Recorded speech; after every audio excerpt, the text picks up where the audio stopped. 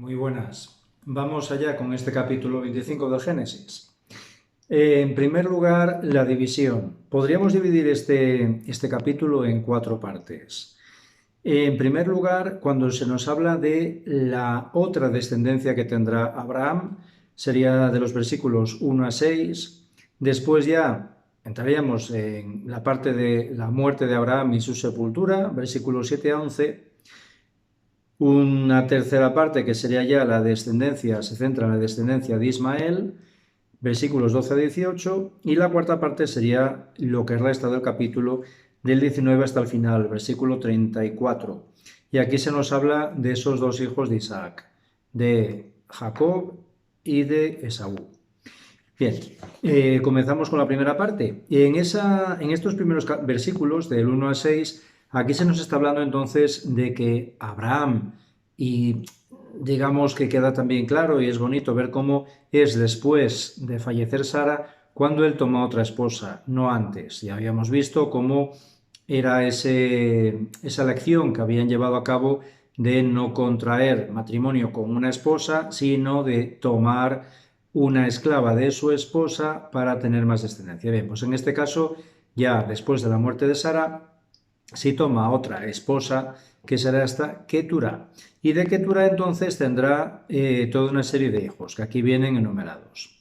Pero lo que se deja muy claro en este capítulo es lo que dice en el versículo 5. Abraham dio todo cuanto poseía a Isaac. Es el hijo de la promesa, es su hijo amado, y entonces le deja todo precisamente para que se pueda cumplir esencialmente esa promesa, aparte de que, bueno, pues también sería su hijo preferido, ¿no? Pero la cuestión es que lo que deja claro es que al resto de sus hijos les proporciona recursos. No los deja de cualquier manera, sino que les proporciona los recursos necesarios, y dice, y viviendo él todavía los mandó lejos de su hijo Isaac hacia el levante, al país de Oriente.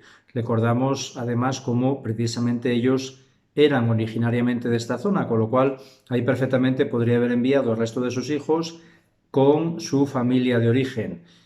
Es decir, les prepara, igual que había hecho con Ismael, que luego nos va a aparecer, ¿no? Les prepara un futuro provechoso y además, digamos que los mantiene al margen de Isaac, al margen de la tierra prometida, igual que hizo con Ismael, para que toda esa promesa se pueda llevar a cabo a través del hijo de la promesa, el hijo de la elección, que será exclusivamente Isaac. Bien, teniendo eso claro, en principio es lo que os quería comentar, pasamos entonces a la muerte de Abraham, y ya definitivamente ya nos quedamos aquí sin Abraham. Se nos dice claramente, ¿no?, que fueron 175 años los que él vivió, y se nos habla de que murió tras una vejez feliz, anciano y colmado de años, es decir, cumpliendo, bueno, pues Dios esa promesa de la tierra. Al final le conseguirá, como recordamos, esa tierra que será donde se va a enterrar junto con su esposa, y luego además, digamos, esa prosperidad. Muy importante, dice también en el versículo 8, y fue a reunirse con su pueblo. Aquí se nos habla de lo que era el Seol, ese lugar de los muertos, que pese a que, digamos, en la tradición judía siempre estaba en origen, ¿no?, esta promesa de esa prosperidad en esta vida, pero sin embargo aquí ya se nos deja muy claro también esa otra vida, esa vida eterna, aunque aún no hay un desarrollo dentro de la palabra de Dios exhaustivo de esa vida eterna, pero sin embargo se nos deja muy claro, en este caso, por ejemplo, igual en este versículo 8 se dice, luego también se dirá en el versículo 17, como veremos en relación a Ismael cuando él se muere, pero deja muy claro eso, ¿no?, que fue a reunirse con su pueblo, que es lo mismo que dirá en el versículo 17 sobre Ismael, fue a reunirse con su pueblo. Ahí vuelven a reunirse todos juntos, es ese lugar de los muertos, el Seol, que de por sí era un misterio. No hay todavía, como decimos, un desarrollo teológico en estos momentos, pero ya se ve esa trascendencia, no solo en esta vida, sino, por supuesto, en la otra vida.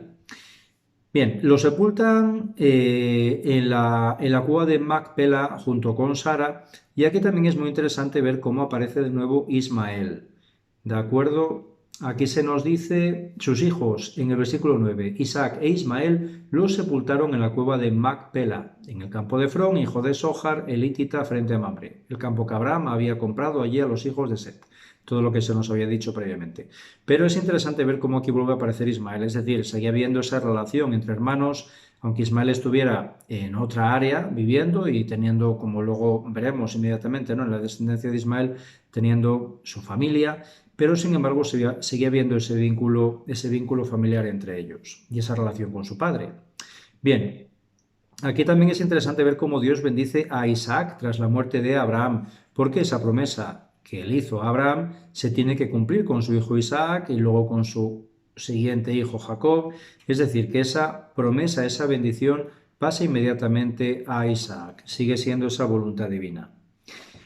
Pasamos a la tercera parte, descendencia de Ismael. Bien, pues aquí también se nos muestra, por un lado, esta genealogía de los descendientes de Ismael. Aquí es curioso ver, por un lado, el número de hijos que él tiene, porque serán 12 hijos. Recordamos, esto es significativo, aparece en el versículo 16, así quedan dichos los hijos de Ismael y sus nombres según sus poblados y campamentos. Son los 12 príncipes de sus respectivos pueblos. Y esto es interesante y es importante porque en el fondo recordamos cómo ya en el capítulo 17, versículo 20, había prometido Dios también hacer de Ismael un gran pueblo. Bien, pues en este caso este 12 también, digamos, es significativo porque recordamos que ese 12 es esa simbología que tiene dentro de las 12 tribus de Israel, los 12 hijos de Jacob, bueno, de los 12 apóstoles, es decir, es ese número tan simbólico precisamente para esa, pues plenitud en esa unidad, ¿no? En este caso también con este pueblo que va a surgir a partir de Ismael, que precisamente serán pues los pueblos árabes. Los árabes, ellos tienen claro que descienden de Ismael, por eso también es ese entronque del mundo árabe con Abraham también como su patriarca. Bien, y luego se nos dice, en versículo 17, los años de vida de Ismael fueron 137 años. Es decir, también se nos muestra una gran longevidad. Esto recordamos que también implica que se cumplía también en Ismael esa promesa, no solo de la descendencia, no solo también de una tierra, que no es la tierra prometida, pero será otra tierra, sino que además también, bueno, pues esa vida próspera, esa vida larga, que implica también, tiene siempre ese sentido de plenitud y de bendiciones de Dios, viendo la vida siempre como una bendición, como un don de Dios, ¿no? De esa manera, aquí se nos muestra claramente que realmente Ismael fue en otro ámbito, pero fue también un hombre muy agraciado por Dios, como lo había prometido a su padre Abraham. Y luego, igualmente, como decíamos, dice, y fue a reunirse con su pueblo, igualmente que Abraham, ¿vale? Bien, nos dice también que sus hijos se establecen desde Jávila hasta Sur, que está frente a Egipto en dirección a Asiria. Bien, toda esta zona es el área pues, del ámbito árabe, de lo que era pues, la península arábiga, o el comienzo de la península arábiga, ¿no? Jávila, que está en el noroeste de Arabia, y luego Sur de por sí, se supone que también sería porque Sur creo que es no sé si era en árabe o en una lengua de ese área, creo que no era en árabe. Bien, en una lengua de ese área significa también muro. Es decir, había un muro antiguamente que había creado precisamente la segunda dinastía egipcia. Estamos todavía a finales del segundo milenio antes de Cristo, si no me equivoco. Bueno, pues había creado una muralla, una fortificación en la zona de lo que sería hoy en día el Canal de Suez, para separar lo que era Egipto, el Imperio Egipcio, la zona de África, de lo que era ya la península del Sinaí. ¿Para qué? Para evitar precisamente esas invasiones constantes que sufrían de pueblos asiáticos. Bien, esto entonces, cuando se habla de Sur, aquí también se cree que se referiría precisamente a ese muro, precisamente porque Sur también significa muro, no me acuerdo exactamente en qué lengua era. Si luego lo encuentro os lo pondré aquí en subtitulado, ¿vale? Bien, la cuestión es que, bueno, pues toda esta zona es la que le corresponderá a la descendencia de Ismael, este ámbito árabe. Y pasamos ya directamente en el versículo 19, a partir de este versículo, a los hijos de Isaac, Esaú y Jacob. Bien, de primeras se nos comenta que Isaac tendrá 40 años cuando se case con Rebeca, ya no era un chaval, cuando se casa con ella, y también Rebeca tiene el problema de la esterilidad, igual que tenía Sara. Esto también es significativo porque en el fondo estamos con esa misma circunstancia de que realmente son siempre vicisitudes para que se pueda cumplir esa promesa de Dios, siempre es como el más difícil todavía y sin embargo pese a ello se lleva a cabo. Es decir, lo que muestra aquí Dios claramente también con estas circunstancias es que todo es por gracia de Dios. Se lleva a cabo esa promesa por pura gracia de Dios y de esa manera, siendo estéril, por la gracia de Dios, ella podrá concebir. Pero, sin embargo, se nos dice claramente que Isaac tiene 60 años cuando nacen sus hijos. Es decir, tendrán que esperar 20 años, 20 largos años, para poder tener esa descendencia. Bien, y para colmo luego, cuando resulta que ella se queda ya embarazada,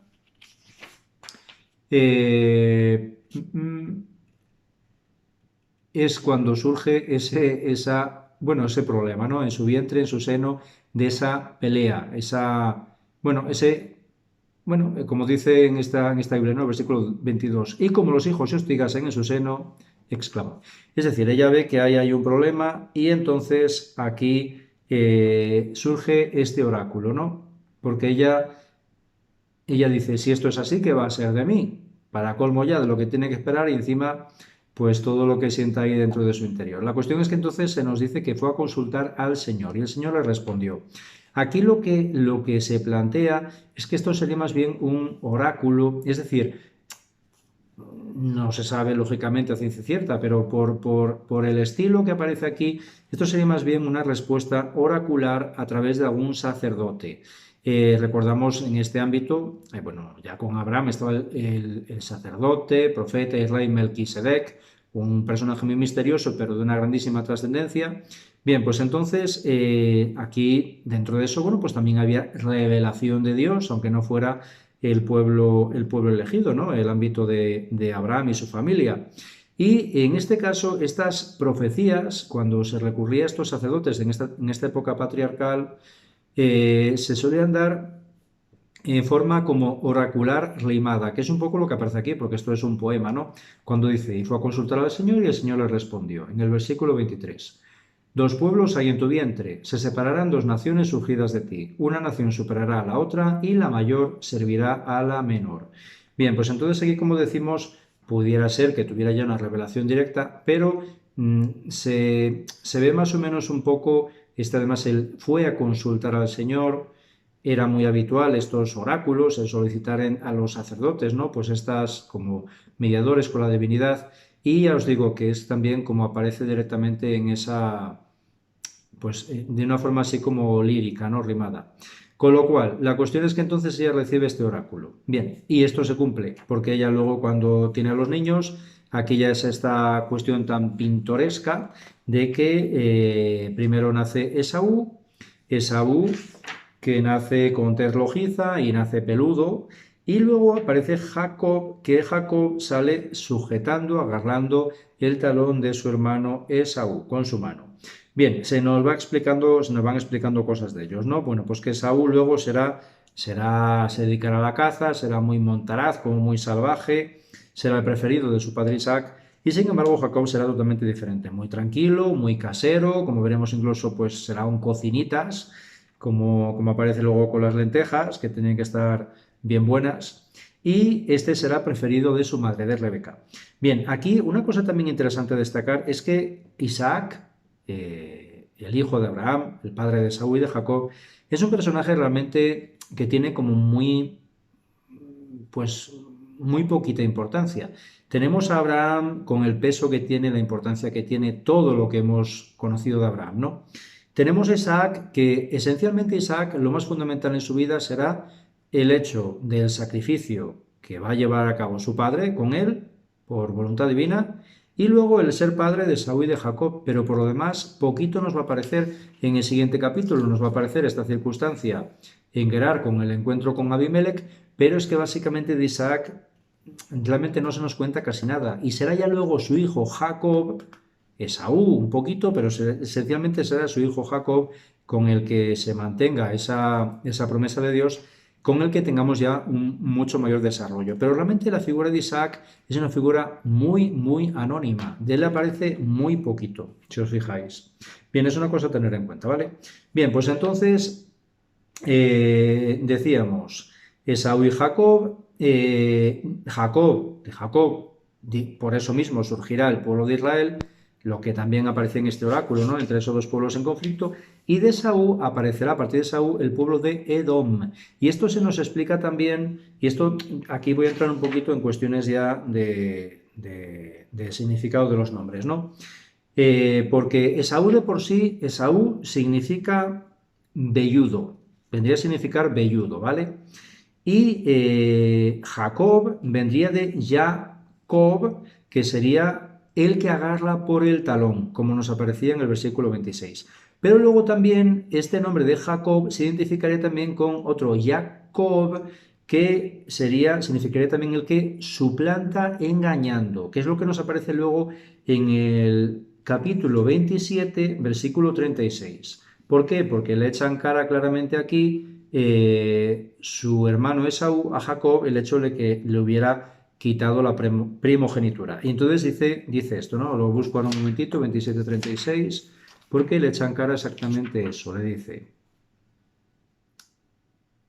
con razón se llama Jacob, pues me ha suplantado 2 veces, me arrebató la primogenitura y ahora se lleva la bendición que me pertenecía a mí. Esto lo veremos en el capítulo 27. Bien, entonces de aquí vendría el nombre de Jacob, tanto de el que agarra por el talón como de el que suplanta engañando. Esaú, como decíamos, significa de por sí peludo, pero luego se nos dice a ver si no me lío, en el versículo 29 del capítulo en el que estamos, se nos dice, no, sí, en el versículo 30, perdón, le dice en relación al plato de lentejas: déjame comer por favor de eso rojo, pues estoy agotado. Por eso precisamente se llama Edom, porque Edom vendrá precisamente del color rojo, colorado. Él, digamos que tomará este nombre también como un mote, ¿no? Esaú, Edom, que viene de rojo, como decimos, por ese guiso rojo, rojizo que eran esas lentejas, ese guiso de lentejas. Y esto se identifica luego con el pueblo de Edom, que serán los descendientes de Esaú, que será siempre este pueblo que estará en conflicto constante con el pueblo de Israel. Está justamente Edom, el área de Edom estaba por debajo del Mar Muerto, entre el Mar Muerto descendiendo ya hacia la zona de Egipto. Luego os lo pondré en un mapa. Bien, pues entonces también se identificaba esa zona de Edom precisamente porque es una zona arcillosa, de tierra arcillosa, con lo cual también tiene un color rojizo. Bien, pues entonces la cuestión es que de ahí vendrían esos nombres. Y en relación a estos nombres también es interesante lo de Jacob, sobre todo vinculado con ese segundo significado de el que suplanta engañando, como le echa en cara a su hermano Esaú, porque lo que vemos aquí es que realmente la figura de Jacob no tiene nada que ver con la figura de Abraham, de su abuelo. Es decir, aquí lo que vemos es, digamos, el prototipo o el ideal de un jeque beduino, digamos, un poco aprovechado, oportunista, que no tiene nada que ver con la generosidad y la honestidad que veíamos precisamente con su abuelo Abraham. Eh, Así pues va a engañar a Esaú, va a engañar a su padre Isaac, ¿vale? En relación también a la primogenitura, va a engañar a Labán. Es decir, él de por sí, digamos que es un poco bastante aprovechado, especialmente en estos primeros momentos. Tiene, digamos, una personalidad y un carácter muy, muy diferentes a lo que veíamos en Abraham. Y sin embargo, también es una figura fundamental dentro de todo el proceso, ¿no? de nuestra historia de la salvación y de esta época patriarcal. Bien, de esta manera vemos cómo también es, bueno, pues un instrumento de la providencia divina con sus limitaciones, con sus circunstancias, que también es lo bonito, ¿no? Igual que habíamos visto también en Abraham esa evolución tan admirable, ¿no? Desde los comienzos hasta ya cómo termina. Bien, pues entonces vamos a ver claramente que es un personaje muy diferente y lo iremos viendo enseguida. Bien, ¿qué más os comento? En relación a la herencia, este derecho de primogenitura, dentro de todo este ámbito había diferencias culturales, es decir, tanto en la legislación asiria como en los textos de Nuzu, que ya habíamos comentado previamente, aquí se nos habla muy claramente, en muchos de estos ámbitos había un derecho clarísimo de primogenitura. El primogénito se quedaba con todo, que es lo que nos va a aparecer aquí también en este planteamiento de estos patriarcas. Pero sin embargo, en el código de Hammurabi ya había muchísima más libertad, era mucho más liberal. Este código es mucho más moderno, entre comillas, a nivel de mentalidad, y de esa manera aquí en este código de Hammurabi se plantearía que la herencia sería por igual para todos los hijos. La única salvedad es que el padre podría elegir el dar más privilegios a un hijo al que él le tuviera más cariño, pero de por sí todos tendrían el mismo derecho. ¿Qué más os comento? Lo que se muestra muy claramente, y esto no hay ninguna duda, es que dentro de esta actitud de Jacob, que evidentemente no es muy honrosa, ¿no? Como, bueno, pues engaña a su hermano, porque además le dice insistentemente, por ejemplo, en el versículo 31, el Jacob, cuando llega a Esaú y está ahí famélico, le dice claramente,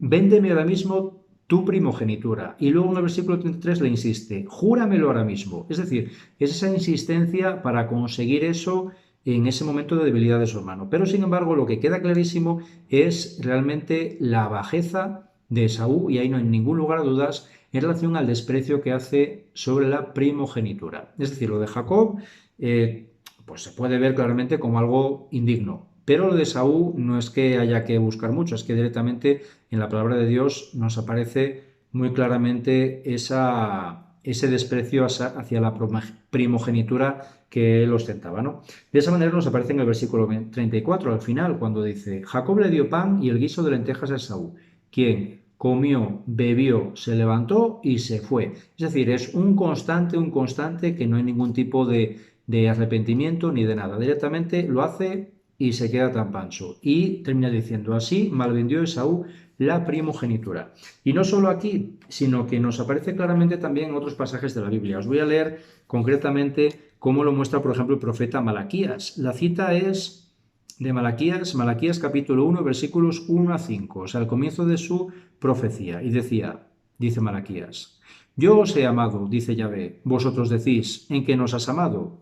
Esaú no es hermano de Jacob, dice Yahvé, y yo he amado a Jacob mientras que he detestado a Esaú, y he hecho de sus montañas campo de devastación, y de su heredad pastizales de desierto. Y si Edom dice, Edom, es decir, la tierra y los descendientes de Esaú, hemos sido aplastados, pero reconstruiremos las ruinas. Así dice Yahvé de los ejércitos. Ellos reconstruirán, pero yo destruiré, y los llamarán tierra de impiedad y pueblo contra el que se irritó para siempre Yahvé. Vuestros ojos lo verán y diréis, es grande Yahvé, aún más allá de su territorio. Bien, pues esto nos va a aparecer igualmente en otros profetas, estos comentarios relativos a Esaú y a Edom, que como recordamos era siempre ese pueblo muy hostil a Israel, siempre estaban en conflicto. Así nos aparece en el profeta Amós, capítulo 1, a partir del versículo 11, en el profeta Isaías, capítulo 34, a partir del versículo 7, en Jeremías, capítulo 49, versículos del 7 al 22, en Joel, capítulo 3, versículo 19, constantemente. E incluso San Pablo, en la carta a los Romanos, capítulo 9, versículos 6 a 13, nos dice, luego concibió Rebeca de un solo varón, nuestro padre Isaac. Pues bien, cuando todavía no habían nacido ni habían hecho aún bien ni mal, para que el propósito de Dios, conforme a la elección, permaneciese no por obras, sino por el que llama, le fue a ella dicho, el mayor servirá al menor, según que está escrito, amé a Jacob y aborrecí a Esaú. Bien, pues aparece clarísimo. El desprecio, el rechazo a Esaú, precisamente por esa actitud que tiene en relación a su primogenitura, cómo desprecia ese derecho, ese honor que tenía, y de esa manera, pues también Jacob, gracias a eso, conseguirá pues, la herencia. Bien, en principio os lo dejo aquí y ya más adelante ya pasaremos al capítulo 26, ¿de acuerdo? Venga, un saludo a todos.